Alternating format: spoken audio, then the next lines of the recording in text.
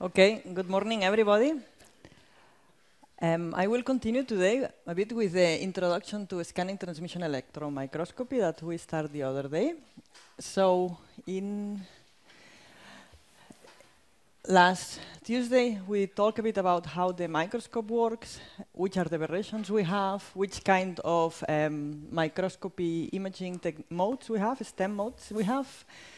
But also I mentioned you that when you have a STEM image, it's full of artifacts. So it's really difficult from a single STEM image to be able to extract distortion values or angles or whatever. So first of all, we have to address how we fix these scanning artifacts. So which artifacts do we have? These artifacts typically are scanning stabilities that can be coming from relative movements of the probe with respect to the sample. So what it can have is that you have some thermal drift and your sample is moving. And as you acquire the image, instead of having a kind of cubic structure, you have a distorted barbed image, and it looks like you have a monoclinic structure. So this needs to be fixed. We have a lot of random scan noise, and this usually is due to the fact that you have a fast scanning direction, and then it goes again to the beginning. And when it goes to the beginning, this flyback is not correct, and it can be a bit displaced to the left, to the right, or up or down. So this can also be fixed. And we also have many systematic noise that it comes from interference from environment. And this can be due to voltage issues with the probe, with the scan coils. So what in the end we have is, for example, an image like this. This is a bismuth ferrite film, which has in the middle vertical running from top to bottom. We have here a domain wall. It's a 109 domain wall, and if we squeeze the image vertically, you will see that there are many defects in this image. So this is suboptimal for distortion and strain mapping. So what we can do is to optimize this image. There are two different methods you can do. One is called using reference data. And this one, basically, it assumes that all the distortions are constant. So it assumes that when you scan in this direction, this is always the same speed, that is not changing, okay? And this has a drawback, it's not true, yeah?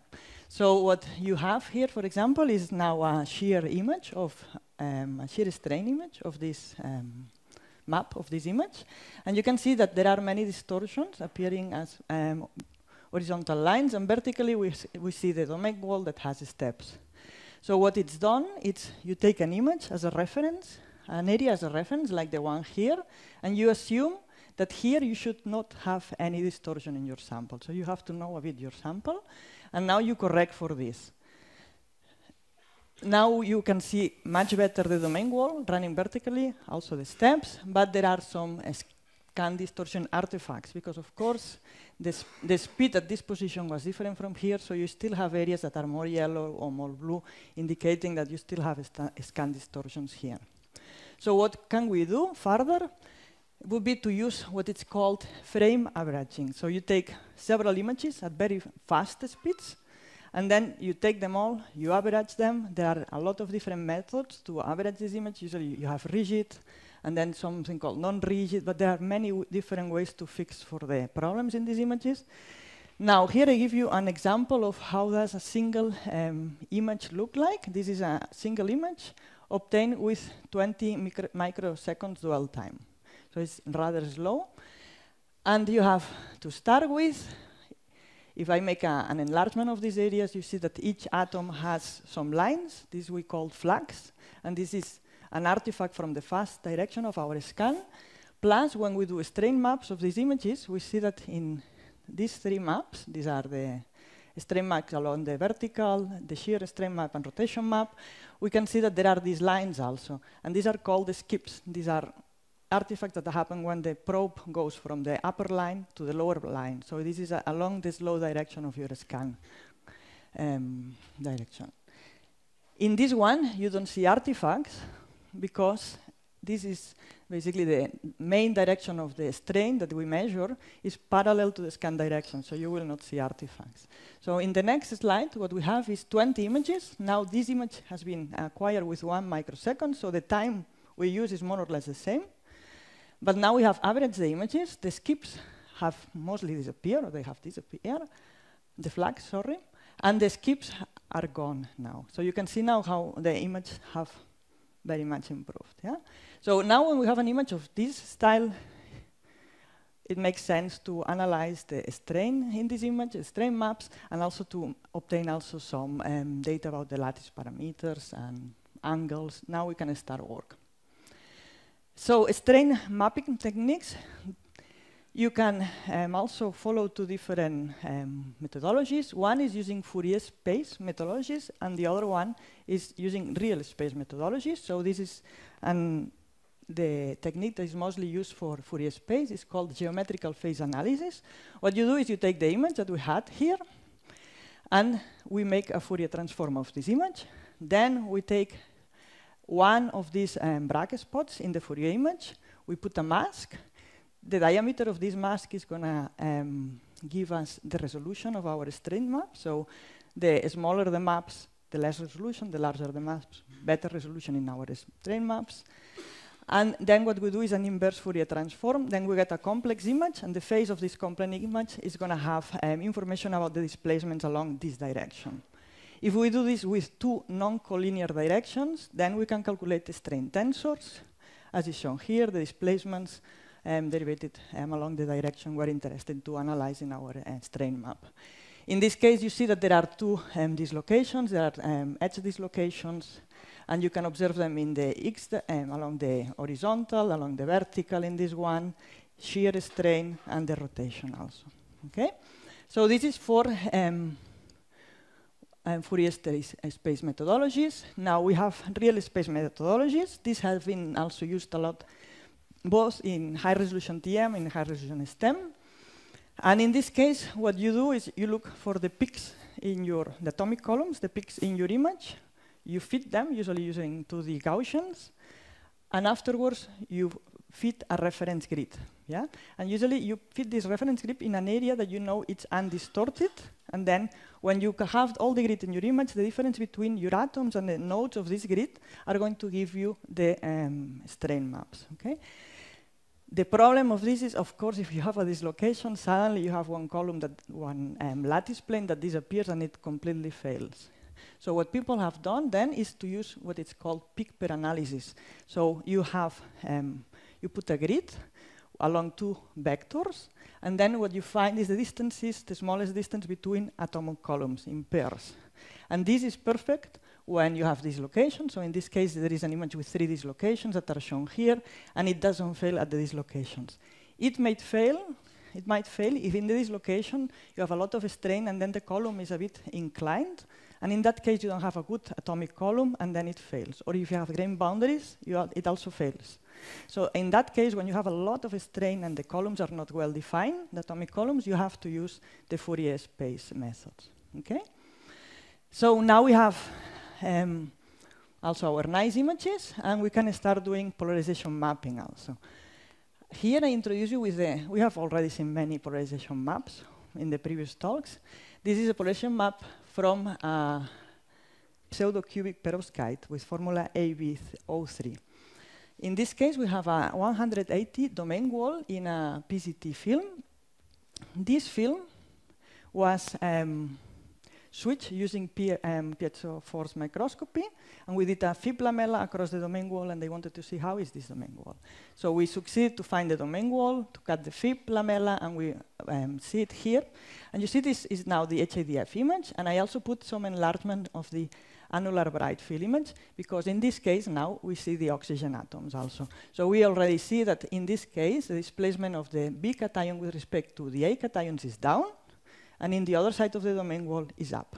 Yeah?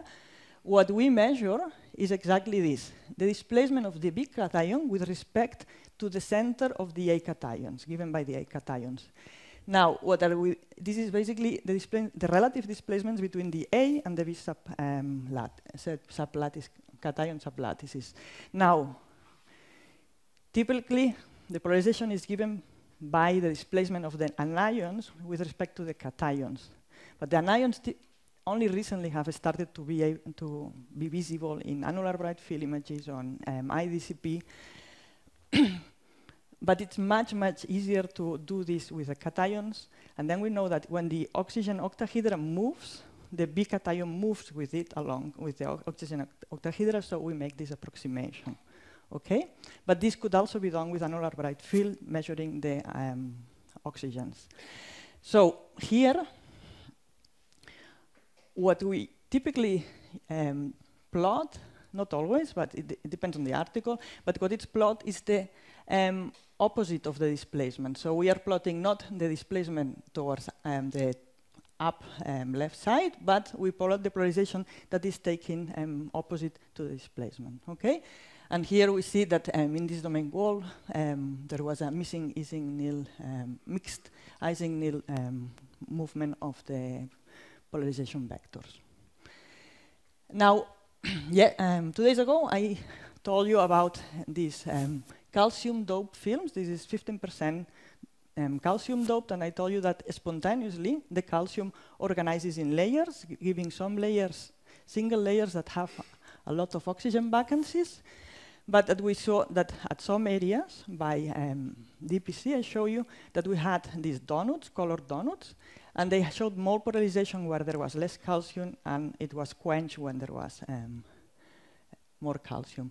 So here now we can do the same analysis, and we can really see that some areas the polarization vectors are much larger, and in some areas they are almost disappear. And this also can be extracted for each row. You can also extract the displacement and the standard deviations. Okay? And eventually what we have is a situation like this. It's not only decreasing and increasing across these different perovskite blocks, but it also changes direction. So it goes from left to right to left to right. Okay? Now here I'm not showing it. I showed you the other day. From the annular bright film image, we can also measure the angle iron-oxygen-iron. And we can see when we have calcium, this angle almost goes to 180.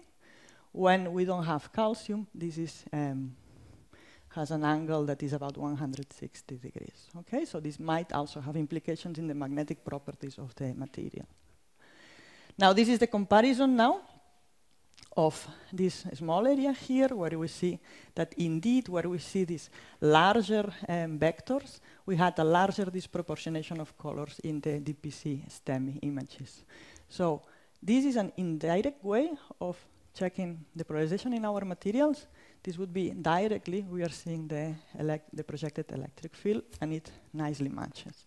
Now, by using these values of displacement, we can also calculate from the Born effective charge approximation the polarization in our material locally.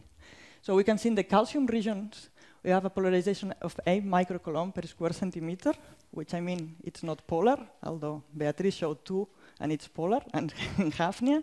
But in the poor regions, we go to 80 microcoulomb. So we can see that we have 3 nanometer layers, and in each of these 3 nanometers, we have a gradient of about 70 microcoulomb square centimeter, which is huge. Other things we can do, we can calculate polarization, but this is very boring when you have checked a lot of samples, so we try to extract more information. Here I'm showing you some polar vertices in this strontium titanate, late titanate superlattice. Interestingly, I mean, aside from polarization, these samples need to be prepared by hand. Typically, when you prepare lead titanite samples using FIP, you produce a lot of oxygen vacancies, and you don't see the vortex. So you also have to think sometimes how you have to prepare your samples. So in this case, we extracted also the polarization vectors, as shown here. You can also show with colors, so it looks nice. And when you make the cross product of nabla with polarization, you can also obtain the curl or the helicity of these vortices.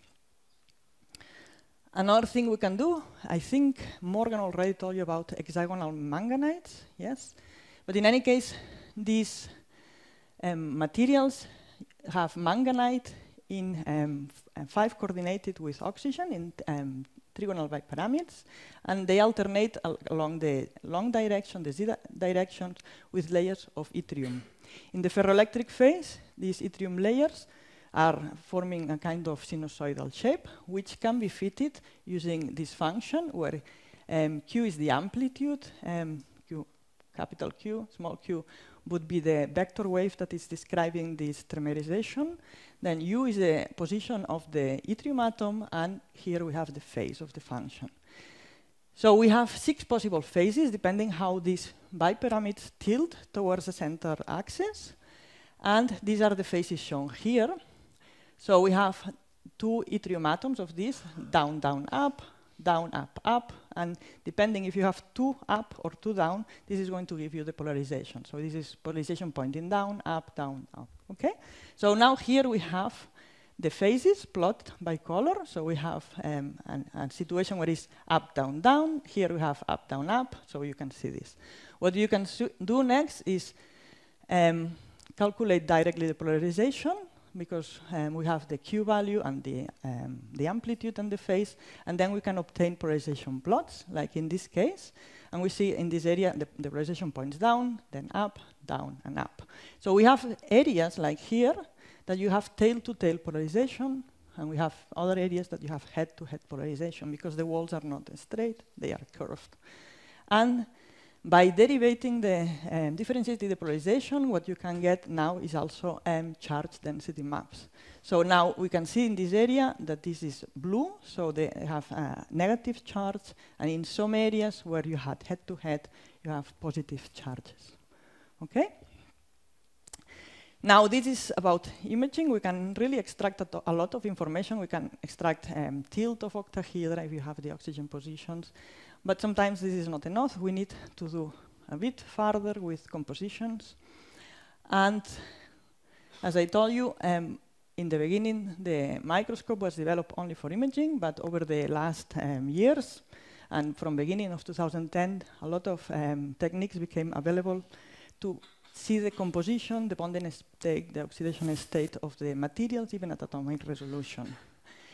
Plus, in the last 10 years, there have been a huge development on in situ and in operandum TM techniques. And in the next slides, I'm going to show you some of these techniques. Okay, so as we saw, this is how STEM works. You have a probe in the sample, and then the electrons that are transmitted, scattered, are collected by HIDF detect and by annular detectors in the back.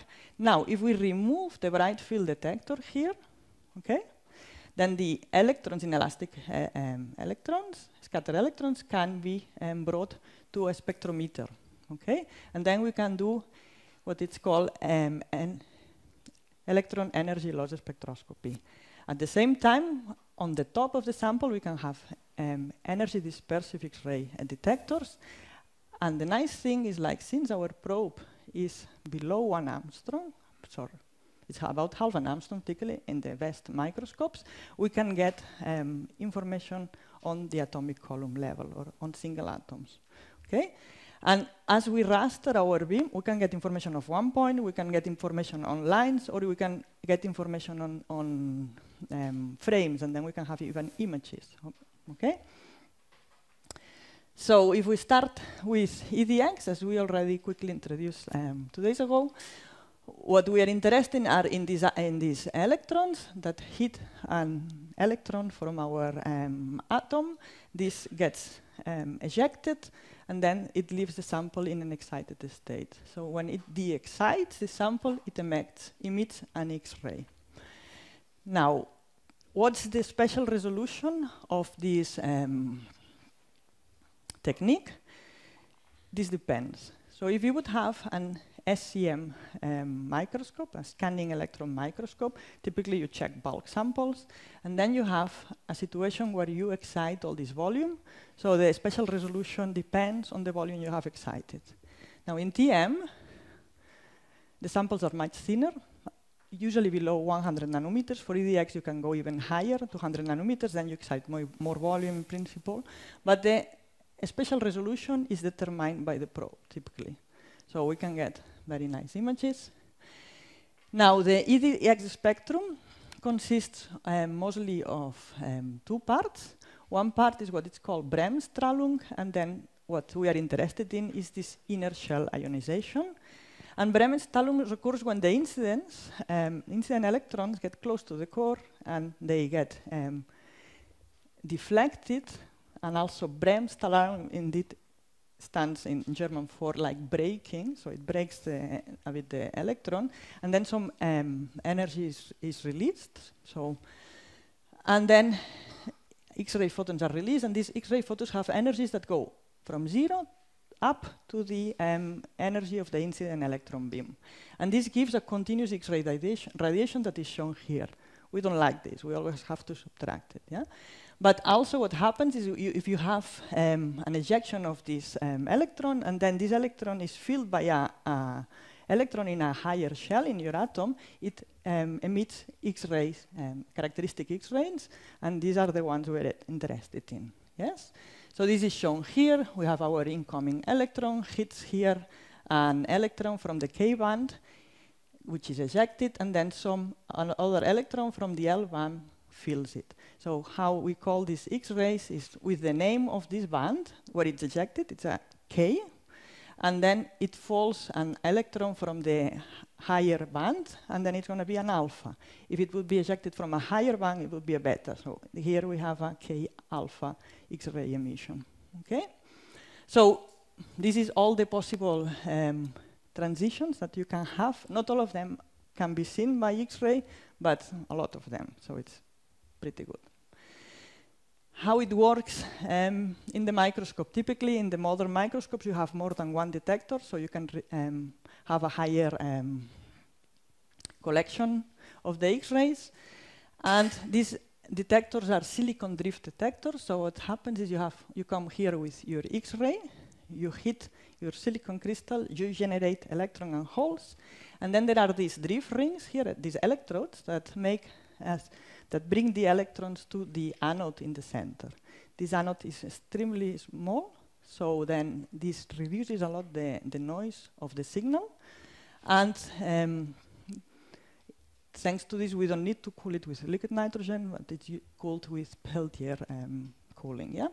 So when this happens, then a pulse signal is generated, and then depending on this pulse, you have different intensities, and you can know how much of your material is composed by an element. Yes. So these are the type of images you can get. This is a strontium titanate sample, and this is the HADF image that can be acquired simultaneously because we have these detectors behind. We obtain it simultaneously to the X-ray EDX data. This is the raw data from the strontium L edge and from the titanium K edge. Typically, we do a lot of filtering, and we end up with very nice images. But you have always to think which is the best filter that you need to use. For periodic images, extremely easy. Usually, you can get things like this. Now, it can also be used to analyze interfaces, whether you have diffusion or not at interfaces. This is a case of a strontium titanate lanthanum and aluminate multilayer.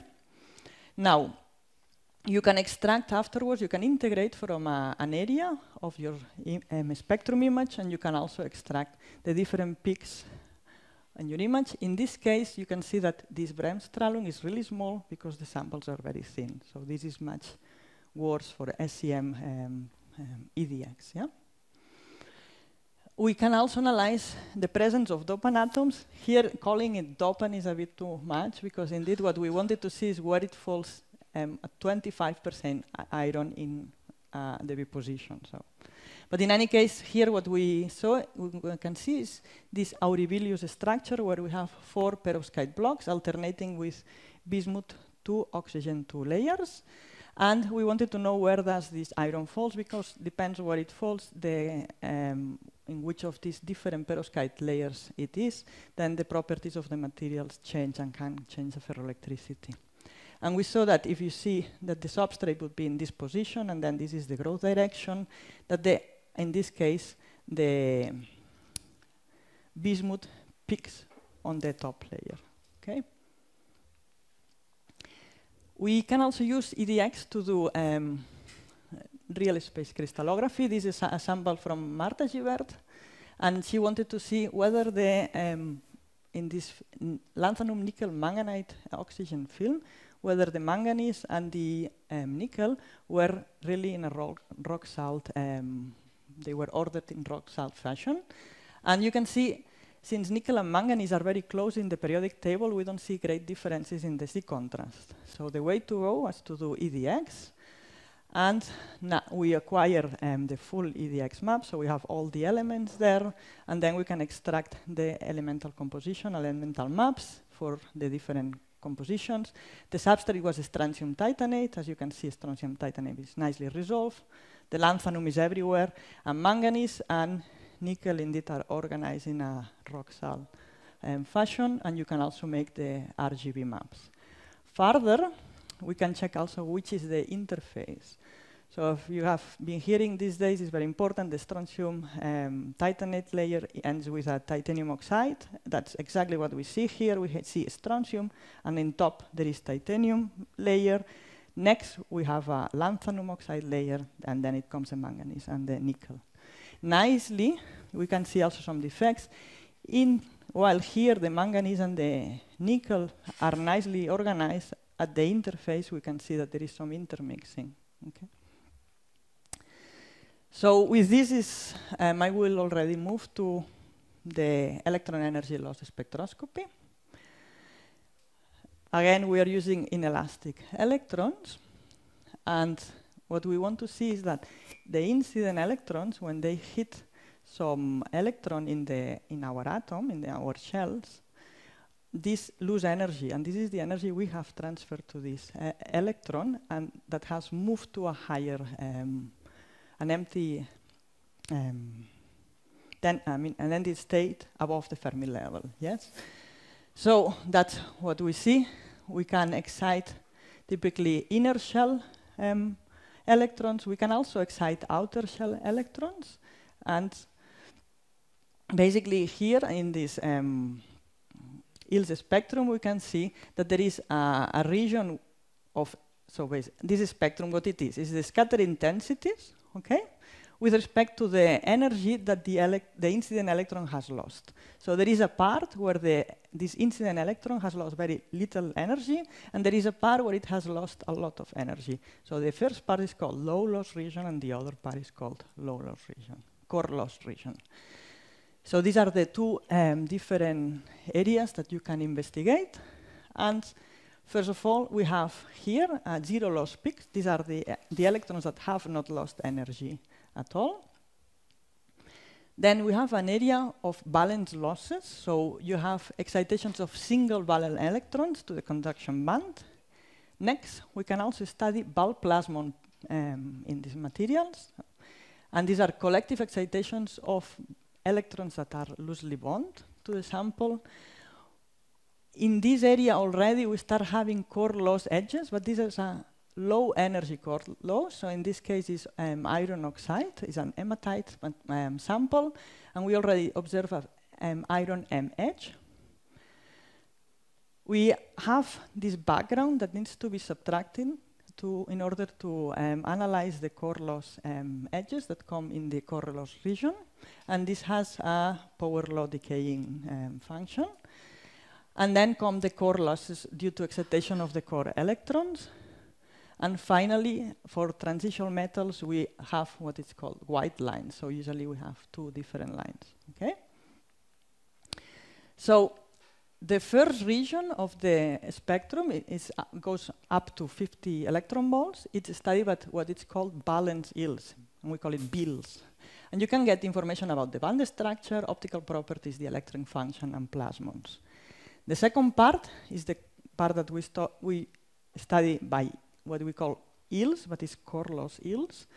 And in this region, we can obtain composition of the material, bonding information, oxidation state, coordination. Each peak can be studied by what is called ELNES. ELNES is energy loss near edge structure. And then it has another area that is studied by EXELF, that is extended electron energy loss fine structure. Typically, this is super complicated, and we use ELNES. Yeah? So this information, the bills and the yields, these are complementary information, okay? They can both be used. So, core loss yields has been also is compared with the band structure because yields maps empty states above the Fermi level. Okay, so you have an incident beam that has enough energy to eject an electron. This has to have enough energy to eject this electron to an empty state. Okay, so then this loses this amount of energy, and that's what we are probing by yields. So if, for example, this is nickel oxide, we hit our nickel oxide and the nickel electron goes above the Fermi level and occupies a state there, we get a peak. Okay, so how, I mean, like EDX, these edges are again related, of course, to the electron shells. And again, with the hematite sample, we have an oxygen edge and iron edge. What's happening here? So what we have is that electrons from this 2p states shell, from the L shell, get ejected and occupy these 3D states, iron 3D states, okay? Because these ones are empty. If these are empty, we get these peaks. So we have two different energies, therefore we get two peaks with different energies, okay? And on the other hand, the oxygen 1s electrons, they get also to these 3D states and hybridize, I mean, get to 2p states and they hybridize with these 3D states, okay? So this is collected using two different types of spectroscope filter spectrometers. One is what it's called a post-column filter. This is the most used one. So if the sample is here, our chamber area is here to watch what's going on. Then we have the spectrometer in the bottom of the column. There are some other ones called in column, and they have some kind of omega shape, as it's shown here, that is located just behind the sample holder before the observing area. Okay. These are much more used, much more developed for yields. This is typically more used for FTEM. FTEM is like you work in TM mode, and then you make an image only using the electrons that have this certain energy, that certain peak. Okay, so we will focus more on the first one because we're doing yields, not FTEM here. And this is how it looks. For example, the new ZEOS spectrometer. Mostly microscopes have spectrometers from GATA and had the monopolium from a long time. Now there are some ZEOS spectrometers that work really nice. We have one. And the results I'm showing you are mostly from this one. So how it works is you have your inelastic electrons entering here, and they are deflected using this sector magnet. And what this makes is, using the Lorentz force, it separates these electrons depending on their kinetic energy, the energy they have lost. So the faster ones that have lost less energy or no energy at all, they deflect it later. And the slower ones, they are sooner deflected, okay? So in the end, what you get is a spectrum like this, where you have a zero loss peak, and here you have a plasmon. When you integrate along this direction, you get a spectrum, yields spectrum like the one, or bills, in this case, a spectrum like the one like this. We rotate it, and that's what we usually check at. The zero loss peak is here, and the plasmon is here. This has lost no energy, and this has lost some energy, okay? Now, as I told you, these yields and also HIDF can be acquired simultaneously. And what's the special resolution of yields?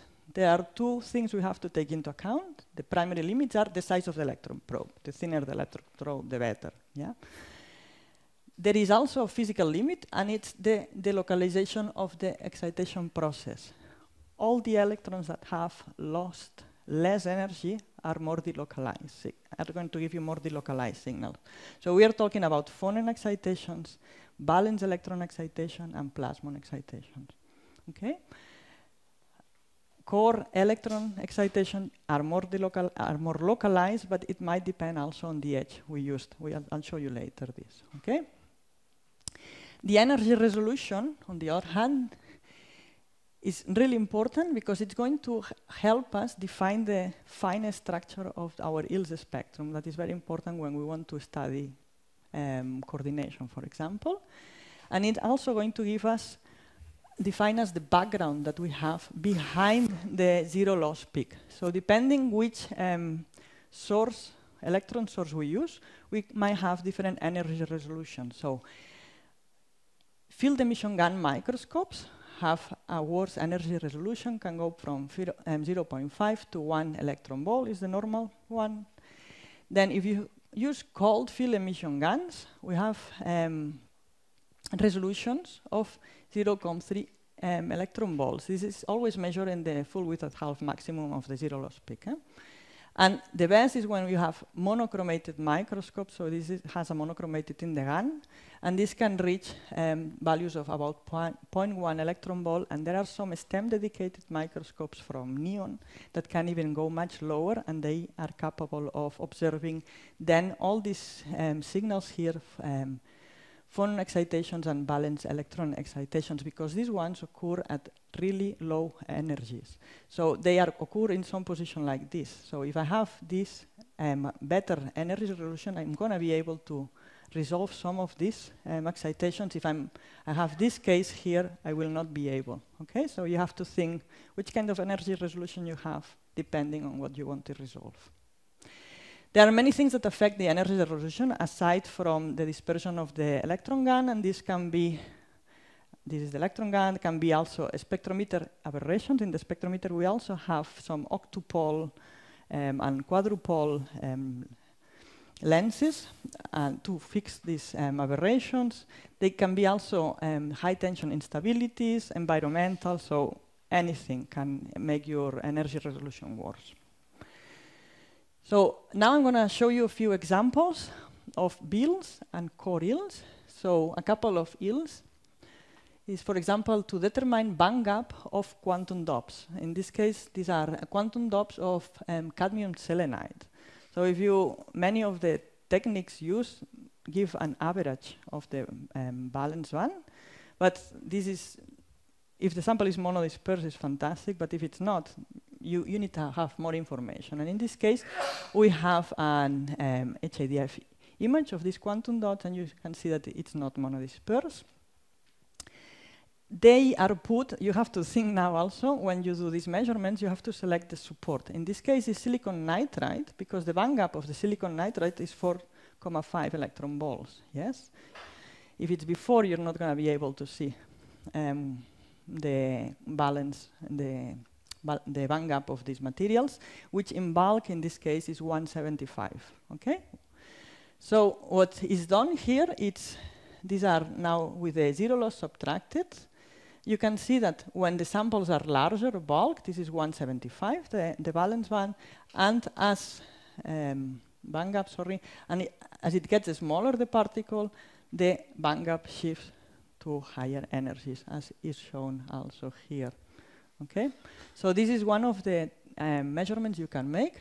Another measurement you can do by BILs is mapping surface plasmons. So surface plasmons usually are measured on metals, and they are collective excitations that are promoted by our electron incident beam, and they are matched with light waves. So in this case, you have some spectrum image. In each pixel, we obtain one of these spectrums. So if you are in a situation where you put your probe here, you get in green, you get this longitudinal mode of the plasmon.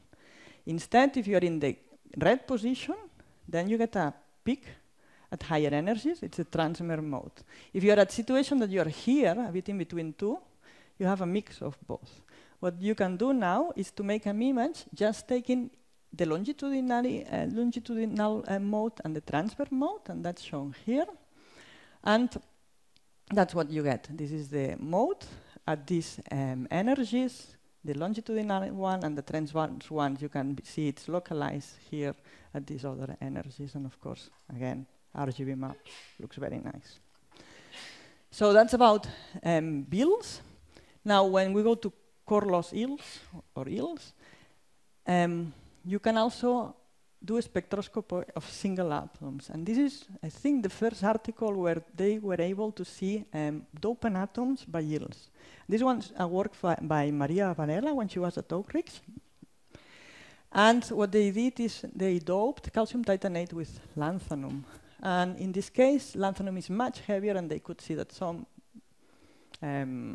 atom columns in their image, HIDF image, were heavier. Then they went to exactly this position, and they obtained yield spectra for each atomic column, and they saw that indeed this red atom, brighter one, was lanthanum. All the atoms around it didn't give any signal for lanthanum. This can be done point by point. We can also do this by taking spectrum images. In this case, we use some barium-doped strontium titanate particles. It's not so simple to see barium in strontium titanate, still maybe a bit, but we took from different areas. We couldn't take the whole image because it damages, so you have to and take small areas. And we indeed see that there are some barium atoms that are isolated, but some other barium atoms cluster a lot. Now, from this, what I'm interested in showing you is like we have two barium edges. We have the one at lower, that of the electrons that have lost less energy. This one is going to be more delocalized, and this is going to be more localized, the signal, because it's at higher energies. Yeah? And that's exactly what we see. When you take an image from this edge, you see that it's more localized. From this edge, it's more delocalized. Okay? So always keep in mind this. We can also check how are our interfaces by yields, similarly like we saw with EDX.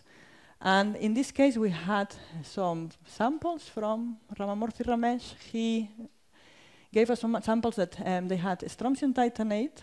Let's start with this one. The strontium titanate is finished with titanium oxide. Then they put LSMO and then BFO. But what they wanted to change is the interface here. Okay? What they did then is they used 1.5 unit cells of strontium rusinate, and they succeeded to switch this. And they asked me whether I could check that. So they wanted to have here this interface, and in this case this other one, because this is going to change the polarization of our material. And we indeed did that by yields. We don't have the bismuth signal, which is at really high energies and is very difficult to get. And in yields, you always have to select an energy window. You don't have all the elements like in EDX. Yes? So that's what we did. We assume this atom is bismuth. This is the profile of the HIDF image. This atom is bismuth. It's heavier than the other ones here that are lanthanum. But we have all the other elements, iron, manganese, and lanthanum, and we could really see that the interface is what they wanted to have. So in this case, we have, what is it? Let's see. Manganese, then we have afterwards, would come, wait a second. Manganese, then would come the bismuth. We don't have any signal of bismuth by yields, but then we have the iron. And in the other hand, we had here manganese, we had a lanthanum signal, and then we have the iron. So it really matched with what they wanted. Now again, coming back to the nickelates of Marta. We also checked this by yields. And we could select the quite large energy window here, and we can have many elements, not all of them. I mean, for these samples, all of them, but we have to select this area here. In this case, nickel is really difficult to obtain because the edge of the nickel falls exactly behind the lanthanum peak.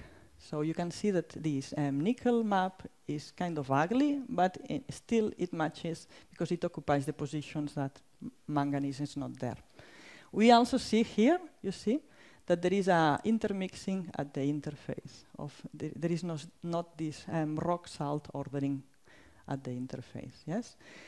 Now, this is about composition. So if what you want to see is the composition of your materials by yields, typically you want to have a very large window to have a lot of edges. And then you have to choose what is called a small dispersion. And this is good for elemental mapping. If what you want to see are details in the fine structure of your peaks, what you have to do is choose a large dispersion, which means a small energy window, but then you're going to have better details. Here is an enlargement of this area. You see there are not too many details in the oxygen edge.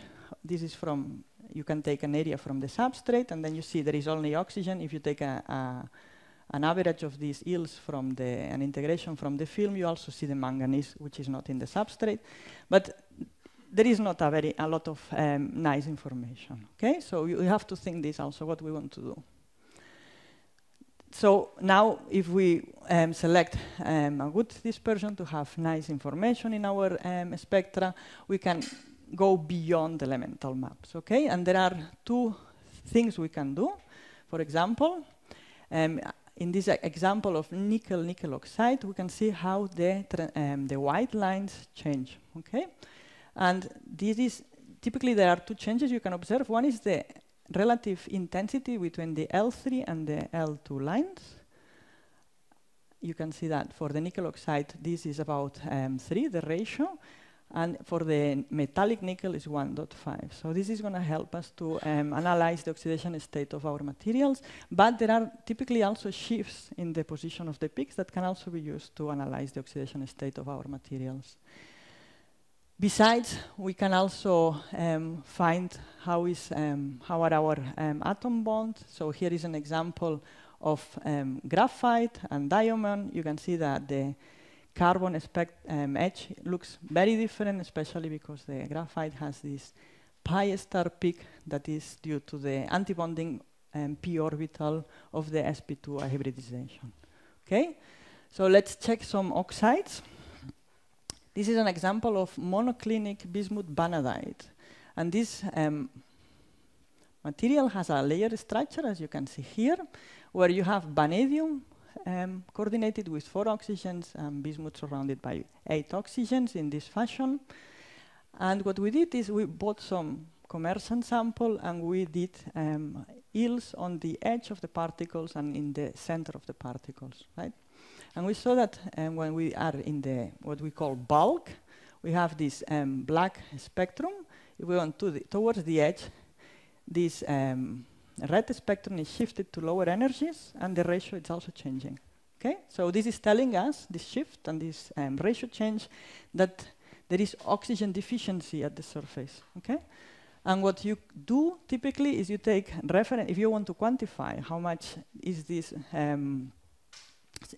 surface reduced, what you do is you take 3 reference spectrums. So for in this case is vanadium 5+, vanadium 4+, and vanadium 3+.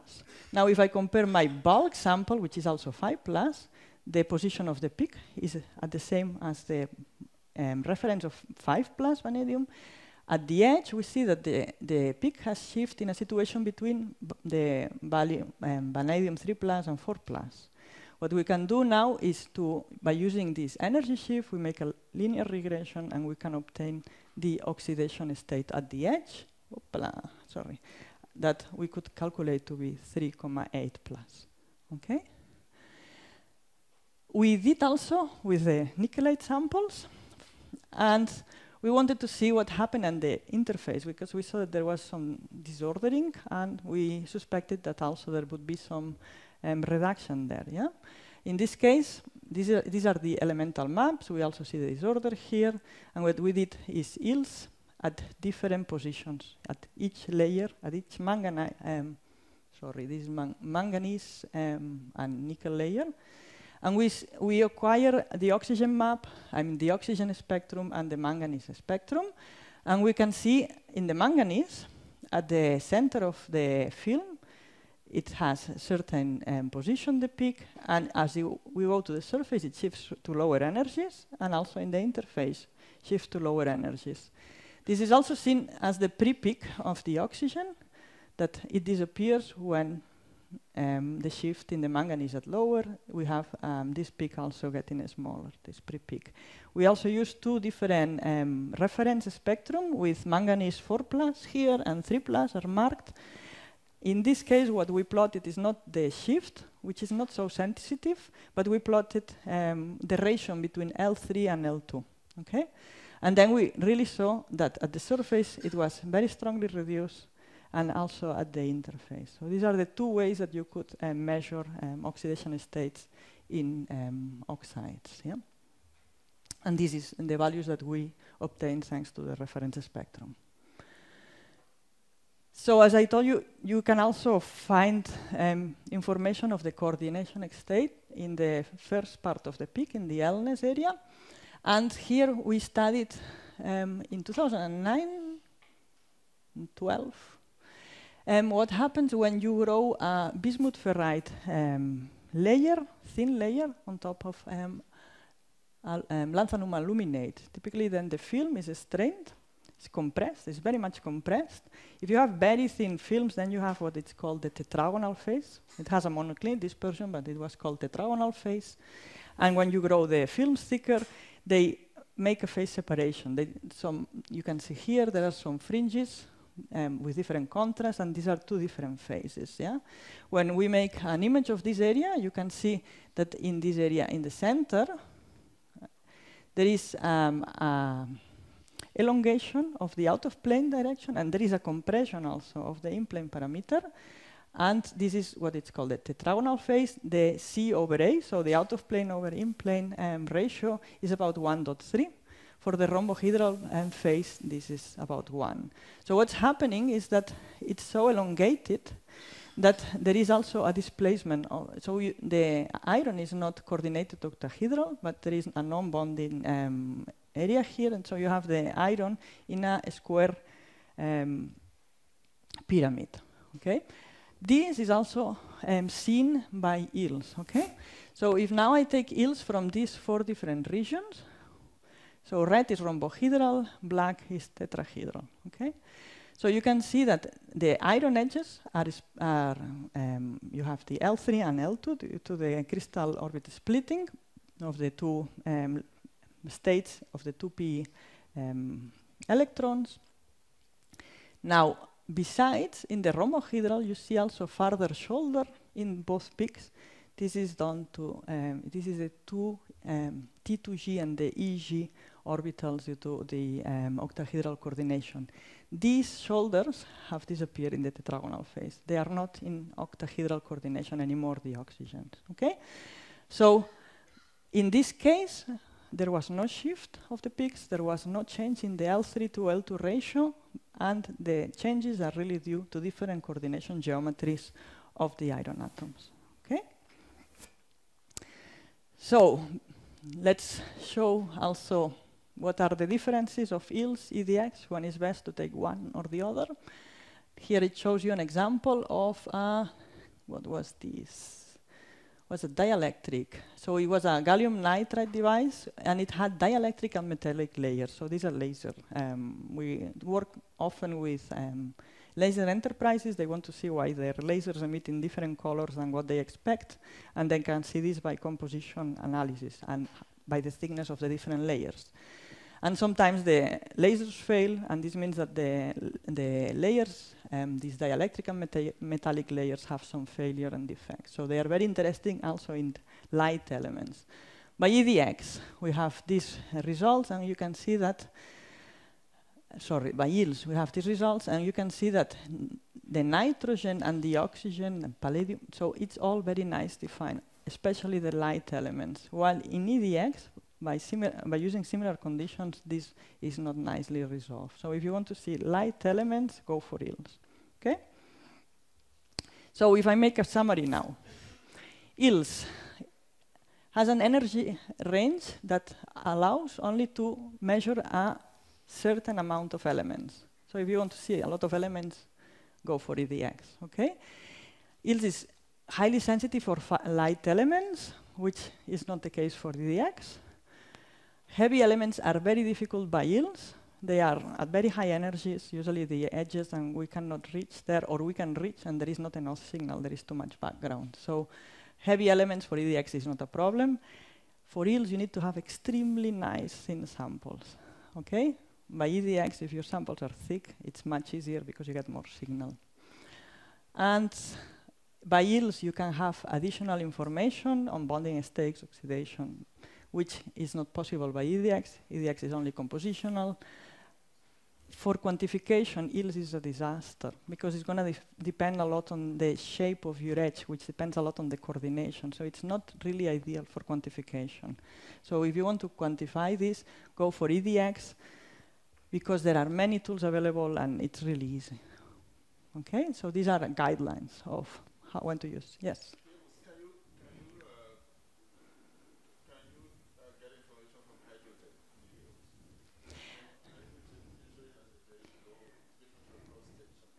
It's really difficult. It's really difficult for both techniques, of course. There are, so one thing is the microscope is in high vacuum. So you hit with an electron, so probably you're going to evaporate it or to kick it out. But if you would have some, let's say, some sample that has channels where your hydrogen is along these channels, what I would try to do is to do annular bright field or IDPC to see the image of the hydrogen. And then you can quantify depending on the different changes between different channels, for example. But by spectroscopy is extremely difficult. I would say it's not possible. So does it happen if you have very insulated materials, they suffer from charge? Yeah.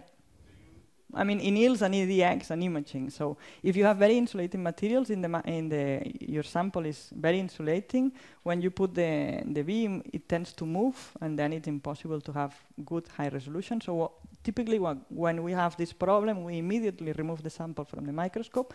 We deposit some very thin layer of carbon, 1-2 nanometers, put it back in the microscope, and life is much easier. Okay.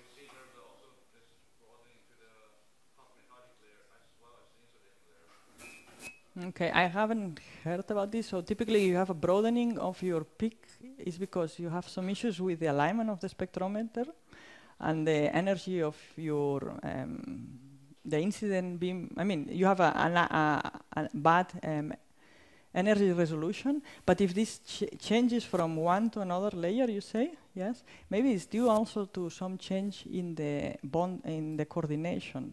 This could be, but usually, I mean, it's like in the bismuth ferrite, when you have tetragonal and you have rhombohedral, you can also see it as the iron peak getting broader because of the coordination of the iron changes. But from charging, I've never heard that. Because typically, if the sample has some metallic layer, the insulating layer doesn't charge. So it's already stabilized, but maybe it's a special sample, I don't know.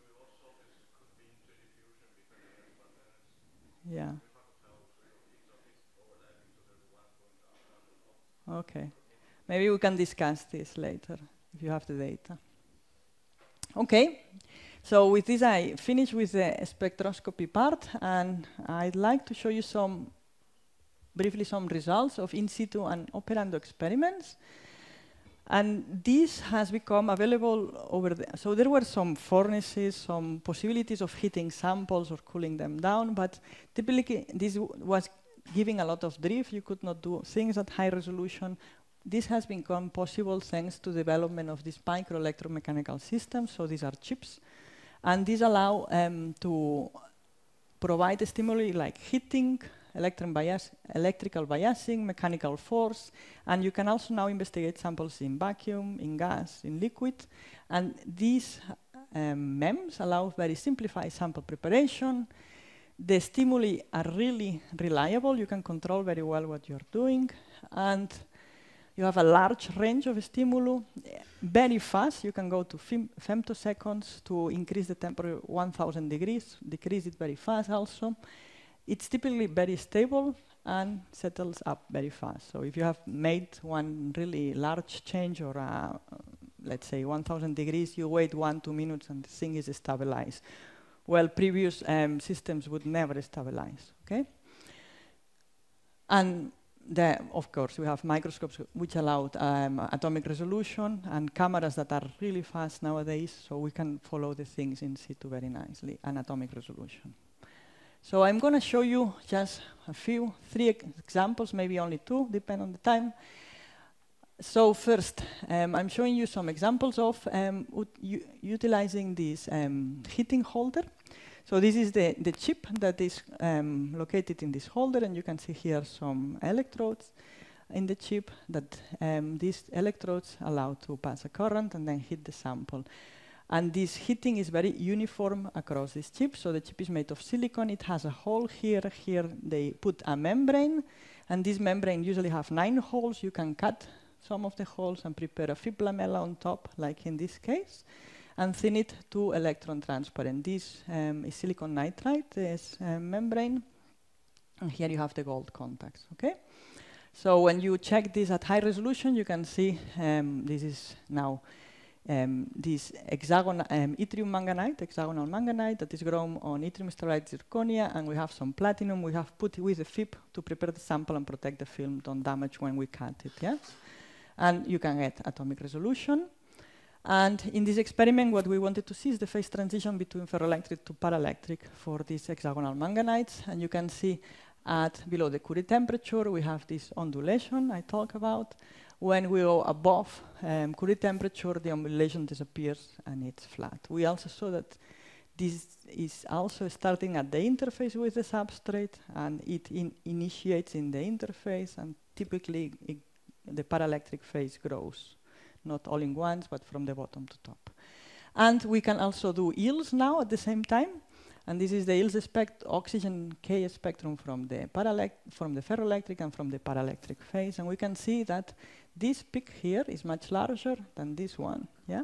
And this indicates that in this phase, in the ferroelectric phase, this peak is showing us the hybridization of the yttrium 4d orbitals with the oxygen 2p orbitals. That is much larger than the paraelectric phase, because indeed, when you are in this situation, this distance is much smaller, and this is larger. Yeah? This is the one that is hybridizing. Okay? On the other hand, when you have the paraelectric phase, this distance is large, and this is also large. It stays in the middle. So and then this hybridization is much lower. And we can also observe this by diffraction. In this case, this is the diffraction pattern at room temperature. You see main spots, and you see this satellite spots that is showing you this trimerization of the lattice. As you increase just below the Curie temperature, they start disappearing, because I told you it goes progressive from the bottom to the top of the film. And then when you are at above Curie temperature, they have disappeared completely. We cool down, and we recover them. So it's a reversible phase transition in the microscope if you are very fast. If you are a long time at high temperature, you have to think we're in vacuum, you produce oxygen vacancies, therefore you cannot recover the phase transition, the ferroelectric phase. We can also do biasing experiments, and for many, many years what it was done is you have your film grown on a substrate, then there is an electrode that you contact. Okay, this would be the bottom electrode, and then what you probe is a probe similar to what it's done for surface measurement. So it's the same idea. And then you run an electric field across the normal of the film, perpendicular to the film, let's say, and that's what it's shown here, and it worked very nicely. You see, for example, here is a bismuth ferrite film. When you apply this voltage, then there is a occurrence of a 71 rotation of the polarization. This is nice, but it has one problem. It's like there is a high field concentration just below of the tip, when typically we would expect that it's at the interface that something is going to happen, yes? So, and it only happens in that area. And ferroelectrics, for example, if we use them in these ferroelectric memories that Beatriz was showing this morning, you have to have some sort of capacitor structure, and this is not the case. So what people have been doing, using still these probes, is to grow, for example, a PZT film on niobium dope strontium titanate, which is conductive, And then they use top electrodes, gold and platinum. And then they do this, and they succeed to change the polarization over a large area. Yeah, this is now a capacitor geometry. Now these holders are not commercial anymore, so, and kind of work, but the idea is to use some other holders now, and using MEMS chips, because when you put a probe, you might also induce some flexo electrical effects, so we don't want to have this, or not always at least. And there is this option of using these chips again. These are now half chips with 4 different electrodes. 2 can be used for biasing, 2 can be used for heating. Sometimes biasing works better when you heat, or you can make 4 probe measurements, okay? And in this case, what you do is, this is all silicon. There is no silicon nitride membrane, and you can put your sample here. There is a little hole. You can mount your sample here. In this case, we use niobium-doped strontium titanate and a film of lead zirconate titanate. And this is how it looks after mounting the sample. We have a sample here. We have it contact with platinum with the electrodes of the chip here, okay? But now we don't want to run a current along this direction. We want to have it vertical. So what we did is, we cut the substrate area up to here and the other one here. So we make sure that the current goes normal to the film. Okay. Good. Then in this case, what we did was and the contrast is not really great, but you'll have to believe me. So we applied a voltage like the one is shown here. Then there was a front that was there was an imprint, so it was pushed down. And at some point now it goes up again, the front, okay? This is not really great, but you have to believe me, we did some some strain maps, and we see that these films are highly defective. They have, at the interface, you have these dots here. These are misfit dislocations. They also have needles, where the polarization goes from out of plane to in plane in the needles. And we can see that the polarization front is, at the beginning, attached by this, is much lower at the misfit dislocations, and it also is affected by these needles, okay? So, how long? So I have 15 minutes, no? Still? Okay. So, in this last part, I'll show you some growth of nanomaterials in liquid phase that are carried out in our laboratory. There are different ways you can do this growth of nanomaterials. One is by using the commercial liquid cells. I will show you. Using graphene liquid cells, so you can embed some liquid in graphene cells, or we are using also ionic liquid nanoreactors. So each technique has some advantages and some disadvantages. So this one has all the advantages except that it doesn't allow you to have atomic resolution, which is pretty bad. And these ones allow you to have atomic resolution, but you cannot flow, or in this case, you cannot even heat. Okay? So how does it work? The commercial liquid cell, for example, this is the prototype Poseidon holder. What you do is first you have a chip, yeah? Then you would put some drop of material, you cover it with the other chip, then you close everything, screw it, and then you can even run some liquid. You can work in a static mode, so with the drop you put there, and that's it, or you can run it in dynamic mode. Now, advantages is commercial, manipulation is possible by heating also in this holder and by flow, and it's reproducible. So it's always gonna be the same if you do the same. The problem is like this hole here has some membranes, yeah, that the liquid doesn't escape, and these are silicon nitride windows, and these windows are about 5 nanometers. We have 2, so it's 100 nanometers. You can think it's already as thick as a sample we need to have atomic resolution, yeah? And then in between, aside, you have a thickness of liquid that, depending on the spacers that you have, it can go from 50 nanometers to 5 microns. So you don't get atomic resolution then when you do this, okay? So this is an example. In this case, we use some gold precursor, and then we have some radiolysis in the water. And then the ionic gold forms metallic gold, and then you have a growth of your particle. And this is the dose rate that you have really to take into account when you do this kind of experiments, because it's going to change your growth of the particles, yes? So here we use this dose rate, and we could grow a faceted particle, really nice. We increase it, and then suddenly we had dendritic growth.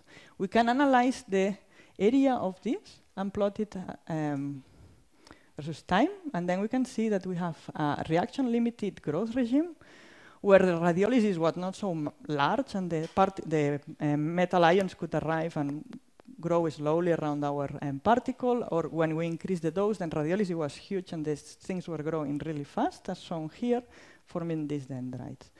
Problem of this, you cannot get atomic resolution. So the other approach we use is this. So we have these copper grids, which now we cover with graphene, or you can buy them indeed. You buy 2 of these grids, cover with graphene, and then what you do is you put your precursor here with your liquid, you close it, and then you have bubbles like this of liquid, well, not bubbles, liquid areas here that are embedded inside the graphite shins. Yeah? Advantages is very thin, but it's not reproducible. Sometimes this liquid thickness is larger, some is smaller, so, and you cannot heat because you don't have these chips, and you cannot flow. Okay. So what do you get? I don't know whether it's enough good contrast. You can see atomic resolution already using this, and you can see atoms moving also. You can acquire a lot of image very, very fast, depending on the frame of your image, depends also on how thick is the liquid. The more liquid you have, the more background you need maybe to run slower, yes? In this case, I'm showing you an example of some graphene liquid cell experiments in which they use palladium nanocubes, like the one shown here, and they wanted to grow a platinum shell because they saw that depending on the platinum concentration, the shells were growing different. Yeah?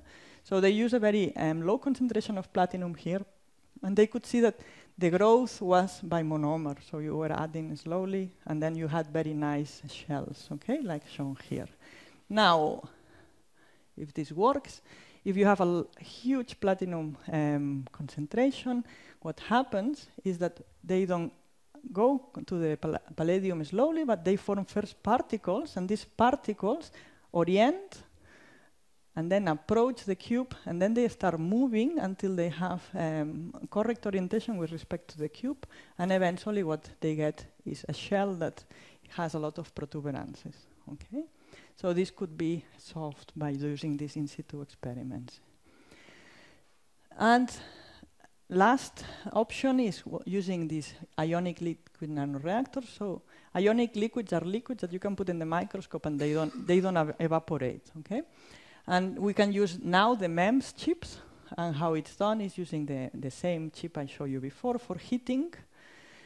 We have these holes, and then what we do is we put the ionic liquid with our precursors, then we dry it, and it looks a bit like this. Yeah, if you're lucky, you get the small droplets, and then what we have is that freestanding droplets in these carbon-covered silicon nitride membranes.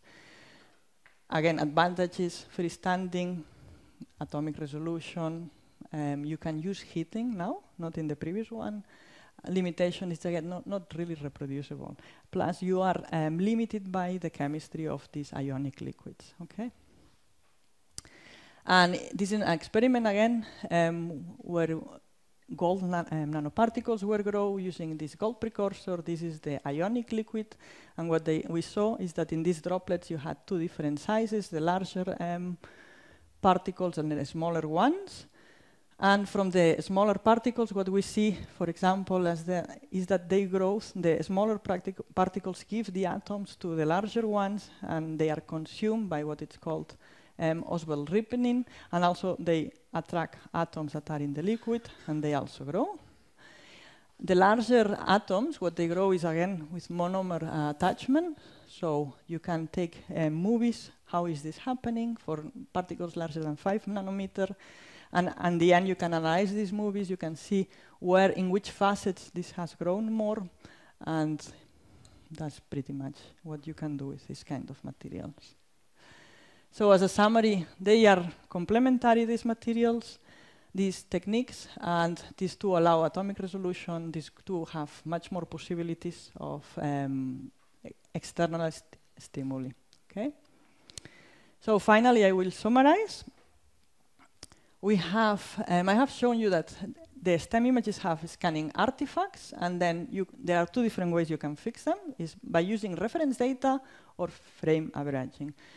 Then you also can obtain strain maps, and also you have two options. You can do it by Fourier space methods, by geometrical phase analysis. This works always. Or you can use real space methodologies. Peak pair analysis is the best one to go because it doesn't fail so much at these locations or grain boundaries. You can obtain from high-resolution images polarization mapping and much more. You can just think whatever you want, and you can do that. I've shown you examples for the pseudo-cubic perovskite structure and also for hexagonal manganites. We have discussed energy dispersive X-ray spectroscopy, how it works, how is the spectrum, which signals do you have. The detectors are silicon drift detectors and a few applications, mostly, only for composition purposes.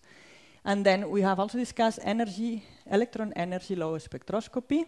I've shown you the different interactions, electron interactions that you can obtain and that electrons lose different amount of energy, and then we can separate the spectrum in the low loss and the core loss region. Different types of spectrometers in column, post-column spectrometers, the spatial and the energy resolution in yields we have discussed also. And I've shown you some applications for BILs and core loss yields. And finally, for in situ and operando experiments, there is a huge amount of different things you can do. I have shown you 3 examples for in situ heating, the phase transition in hexagonal yttrium manganites, in situ biasing using probes or using chips in capacitor configurations. And finally, I have shown you how you can grow materials and observe material growth, nanoparticle growth in different options for liquid growth. Finally, again, references from many of the slides. I like to do some acknowledgements because many of these slides were taken from Rolf. Most of these liquid experiments were run by these people, and these are people that work for me and already left on ferroelectrics, and we never grow samples, so we always need samples. So we are always very acknowledged. Thanks to the people that have the samples. Today I've shown samples from Morgan, Ramamurthy, and Marta. And finally, thank you for your patience.